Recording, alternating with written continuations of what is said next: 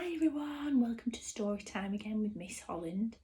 This time we're going to read chapter 2 of George's Marvellous Medicine, and the chapter's called The Marvellous Plan. Here we go. George sat himself down at the table in the kitchen. He was shaking a little. Oh, how he hated Grandma. He really hated that horrible old witchy woman. And all of a sudden, he had a tremendous urge to do something about her. Something whopping, something absolutely terrific. A real shocker. A sort of explosion. He wanted to blow away the witchy smell that hung about her in the next room. He may have only been 8 years old, but he was a brave little boy. He was ready to take this old woman on. I'm not going to be frightened by her, he said softly to himself. But he was frightened, and that's why he wanted to suddenly explode her away. Well, not quite away, but he did want to shake the old woman up a bit. Very well then. What should it be? This whopping, terrific, exploding shocker for Grandma. He would have liked to put a firework banger under her chair, but he didn't have one. He would have liked to have put a long green snake down the back of her dress, but he didn't have a long green snake. He would have liked to have put 6 black rats in the room with her and locked the door, but he didn't have 6 black rats. As George sat there pondering this interesting problem, his eye fell upon the bottle of Grandma's brown medicine standing on the sideboard. Ugh, rotten stuff it seemed to be.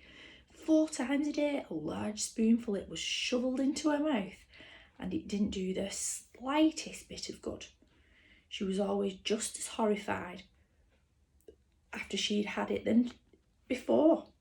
The whole point of medicine surely was to make a person better. If it didn't do that, then it was quite useless. So, George suddenly thought, ha, I know exactly what I'll do. I'll make her a new medicine, one that is so strong and so fierce and so fantastic, it will either cure her completely or blow off her head. I'll make her a magic medicine, a medicine no doctor in the world has ever made before. George looked at the kitchen clock. It said 10:05. There was nearly an hour left before Grandma's next dose. That was due at 11. Here we go then, cried George, jumping up from the table. A magic medicine it shall be.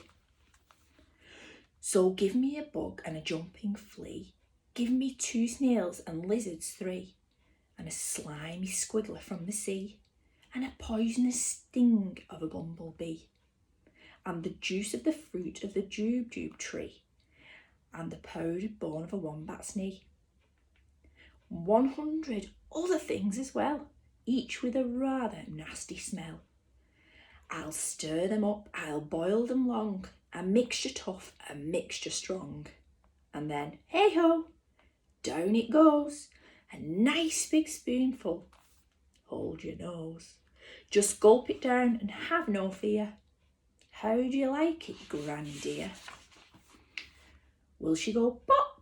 Will she explode? Will she go flying down the road?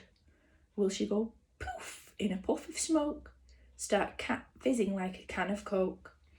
Who knows? Not I. Let's wait and see.